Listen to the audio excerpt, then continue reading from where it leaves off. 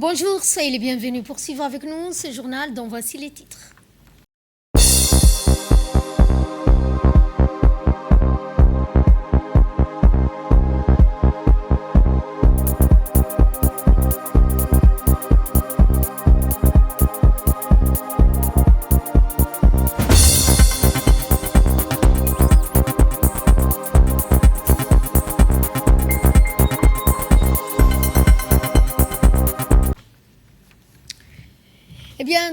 Nous ouvrons ce journal pour parler de ce communiqué émanant du ministère des Affaires étrangères de la coopération internationale dans lequel la République de Djibouti condamne fermement la décision du gouvernement colombien de reconnaître la souveraineté israélienne sur le plateau du Golan occupé. Cette initiative contrevient aux principes fondamentaux du droit international, notamment l'inadmissibilité de l'acquisition de territoires par la force. La République de Djibouti tient à souligner que cette reconnaissance constitue une violation caractérisée de résolutions pertinentes du Conseil de sécurité des Nations Unies, en particulier la résolution 497 datant de l'année 1981. Par cet acte, le Conseil de sécurité avait déclaré nul et non avenu, notamment le Conseil sans effet juridique l'imposition par Israël de ses lois sur la juridiction administrative sur le territoire du Golan syrien occupé. De telles prises de position favorisent l'instauration d'une paix juste et durable dans la région, sont de nature à pérenniser une logique du fait accompli préjudiciable à la stabilité régionale, réitérant également son attachement indéfectible à la légalité internationale. La République de Djibouti rappelle que le plateau du Golan demeure un territoire arabe syrien sous occupation. Par conséquent, toute décision unilatérale visant à altérer le statut juridique, le caractère géographique ou la composition démographique du territoire est dépourvue de toute valeur juridique et ne saurait conférer aucune légitimité aux actions entreprises par Israël. Fin de communiqué. Dans le reste de l'actualité et dans le cadre de sa tournée de prise de contact auprès des différentes institutions et structures placées sous sa tutelle, le ministre de l'Agriculture, Redouane Abdillahi Bahdone, a effectué ce matin une visite de terrain au barrage d'amitié Djibouti-Turquie situé à PK 30. À son arrivée, le ministre a été accueilli par M. Mokhtar Mahmoud Hussein, directeur des grands travaux de l'ONEAD, qui lui a présenté les principales caractéristiques de l'ouvrage, son fonctionnement ainsi que les dispositifs mis en place pour assurer la gestion, le suivi des ressources en eau. Cette visite intervient dans un contexte climatique particulier pour la région de la Corne de l'Afrique. Notamment, les prévisions météorologiques font état d'un risque de précipitation supérieur aux normales saisonnières dans certaines zones de la région. Face à cette situation, le ministre Redouane Abdillahi Bahdone a insisté sur la nécessité de maintenir un niveau élevé de vigilance, d'anticipation afin de prévenir les éventuels risques liés aux fortes précipitations et au ruissellement. Je vous l'annonçais à l'occasion de la Journée internationale de la jeunesse, le Théâtre des Salines a organisé hier soir une soirée destinée à la jeunesse, placée sous les signes de la culture, de la créativité, de l'engagement en faveur de la jeunesse. Placée sous le haut patronage de la ministre de la Jeunesse et de la Culture, la célébration a réuni des responsables institutionnels, des partenaires, des acteurs culturels autour d'un message fort, faire de la jeunesse un moteur de développement national. Présidée par la ministre Mme Fatouma Ali Abdallah, la secrétaire d'État chargée des sports assurant l'intérim du ministère de la Jeunesse et de la Culture, la cérémonie a officiellement marqué le lancement des festivités autour du thème « La jeunesse en scène, les talents et créativité ».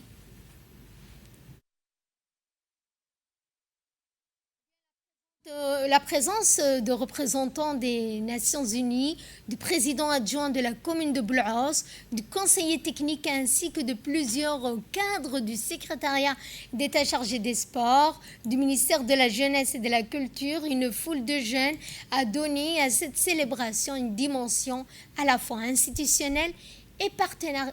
Donc, à travers des prestations variées, chants, danse, animations traditionnelles, ont côtoyé des expressions musicales contemporaines offrant un véritable dialogue entre héritage culturel et créativité moderne.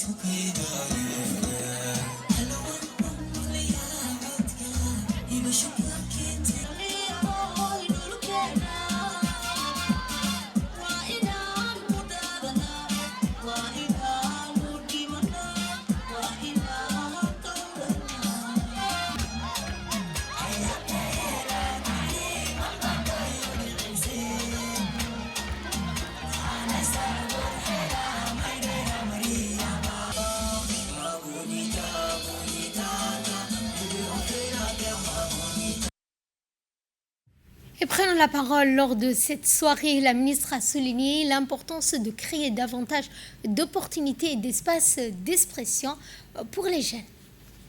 Profonde émotion et une immense fierté que je prends aujourd'hui la parole pour célébrer avec vous ce 12 août qui est sous le thème de la jeunesse. C'est la journée internationale de la jeunesse qui est célébrée sous le thème la jeunesse en scène, talent et créativité. Je pense que c'est pour cela que le théâtre de Salim, qui est un lieu de mémoire et de création, a été choisi pour montrer et voir et éclairer et grandir les talents de notre pays. C'est ici qu'on les a vus. Permettez-moi, avant toute chose, de préciser le discours que je suis en train de lire. C'est le discours de ma collègue, la ministre de la Jeunesse et de la Culture, dont j'assure l'intérim en ma qualité de secrétaire d'État chargée des sports. C'est pour moi une fierté toute particulière, une belle alliance de la culture et du sport mise au service de l'épanouissement de notre jeune.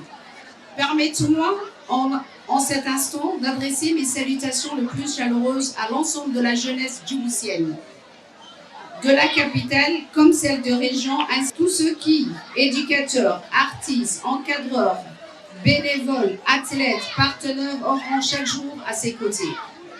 Mesdames et messieurs, la jeunesse constitue une couche composante essentielle de notre population.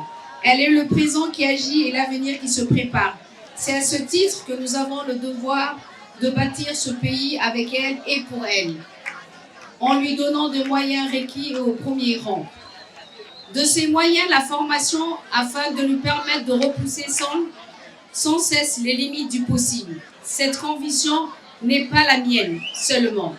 Elle est au corps de la vision de son Excellence Al-Hajj Monsieur Ismaïl Omar Guelleh, président de la République, qui a fait de la jeunesse, de son encadrement et de son épanouissement une priorité constante de l'action nationale. C'est dans le fil de cette haute vision que mon département inscrit une résolution sans action.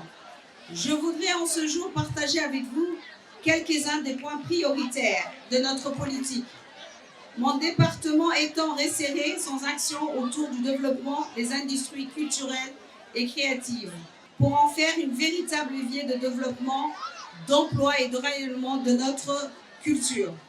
Dans les métiers du cinéma, de l'audiovisuel et des autres secteurs des industries créatives, nous fixons un objectif ambitieux mais atteignable. Accompagner l'émergence de 100 start-up culturelles d'ici la fin de l'année 2028. Chers jeunes, au moment de conclure, je tiens à exprimer ma profonde gratitude à tous celles et à tous ceux qui ont rendu possible la belle réussite de ces estivales 2026. Au secrétariat d'État chargé de sport et à ses équipes dont l'engagement constant aux côtés du ministère de la Jeunesse et de la Culture a donné ce programme tout son ampleur en unissant le sport et la culture au bénéfice de notre jeunesse. Place cette fois à notre magazine de ce 15h portant sur les mosquées. En effet, les mosquées représentent l'un des piliers de l'identité religieuse et culturelle nationale. Elles jouent également un rôle essentiel dans la vie quotidienne des citoyens, des croyants. Dans la capitale, plusieurs édifices religieux se distinguent par leur architecture, mêlant modernité, héritage islamique et reflétant à la fois l'histoire de la ville et son développement urbain. Regardez.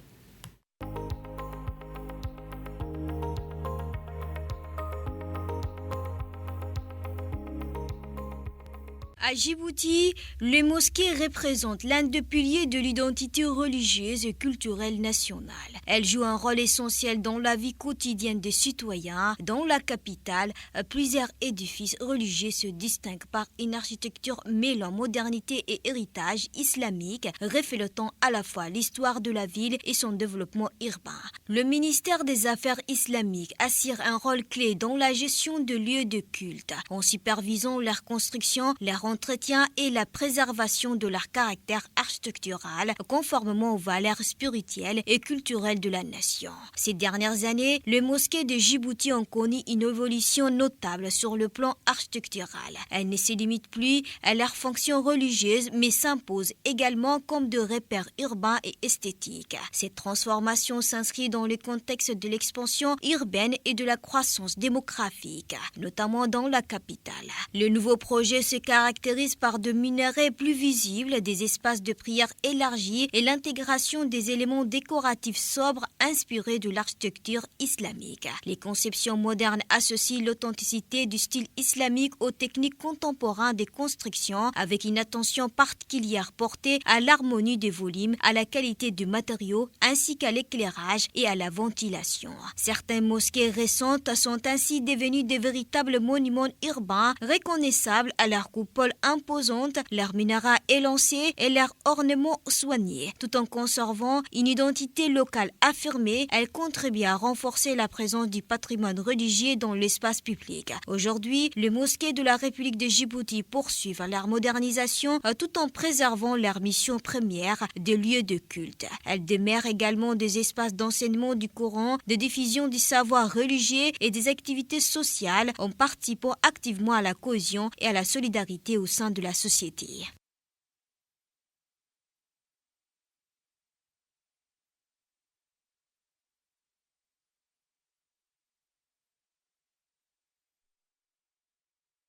De là, nous passons à l'actualité internationale avec ce trio arbitral d'Afrique de l'Est qui a occupé le devant de la scène lors de la Supercoupe d'Europe avec le Somalien Omar Abdelkader Artan au sifflet de la finale entre le Paris Saint-Germain et Aston Villa, assisté du Djiboutien du Djiboutien Liban Abdulrazak et du Kenyan Stéphane El Hazard, disputé hier soir à Salzbourg en Autriche. La rencontre s'est soldée par la victoire du Paris Saint-Germain 2-1 face à Aston Villa, permettant au club français de remporter la Supercoupe d'Europe. Et ces pluies supérieures aux normes qui sont attendues en Afrique de l'Est pendant la saison des pluies. Selon les prévisions climatiques, une hausse des précipitations pourrait accroître le risque de crues, d'inondations, notamment dans les zones basses, les régions proches des cours d'eau, les secteurs déjà exposés aux fortes pluies. Le secteur agricole pourrait également être affecté dans plusieurs régions de l'Afrique de l'Est. Et le Brésil qui veut approfondir ses relations avec l'Afrique. En effet, des échanges commerciaux entre le Brésil et les pays africains ont dépassé 34 milliards de dollars en 2024 selon les données citées par les autorités, confirmant l'importance croissante des relations économiques entre les deux régions. L'agriculture figure parmi les principaux axes de coopération. Les énergies renouvelables constituent également un domaine de coopération, notamment dans les secteurs du solaire, de l'éolien et de biocarburants. Gaza, donc nous allons à Gaza où les Gazaouis sont dans l'attente d'une étape suivante du prochain cessez-le-feu, alors que les médiateurs poursuivent leurs efforts diplomatiques. Aucune issue définitive ne semble encore acquise à Gaza. L'attention se porte désormais sur les prochaines décisions, sur leur capacité à transformer le cessez-le-feu en une période de stabilité plus durable pour des millions de Palestiniens. La prochaine étape des négociations pourrait être ainsi déterminante non seulement pour l'avenir de l'accord, mais aussi pour les conditions dans lesquelles ils pourraient reconstruire leur vie après des mois de conflit. Le Parlement libanais adopte une amnistie générale et abolit ainsi la peine de mort. Cette décision intervient alors que les prisons libanaises comptent plus de 6000 détenus, tandis que certaines installations accueillent près de 3 fois leur capacité d'accueil. La nouvelle loi doit notamment préciser les catégories de personnes concernées par l'amnistie, ainsi que les procédures nécessaires à sa mise en œuvre, couvrant ainsi différentes situations judiciaires et administratives. Et pour clore ce journal, nous allons en Colombie où 4000 personnes sont portées disparues. Les recherches des survivants entrent dans leur phase critique. À Pereira, l'une des villes les plus touchées, les équipes de secours intensifient leurs recherches après les informations faisant état de possibles survivants sous les bâtiments effondrés. La lenteur des opérations de secours a suscité des interrogations sur la réponse du nouveau gouvernement au séisme ainsi que sur la gestion des offres d'assistance internationale. Le ministre colombien des Affaires étrangères a toutefois démenti que certains pays aient été exclus des opérations de secours, affirmant qu'aucun pays n'était empêché de proposer une assistance à la Colombie. Et c'est ainsi que se referme ce journal. Merci à vous deux de nous avoir suivis. Excellent après-midi à toutes et à tous.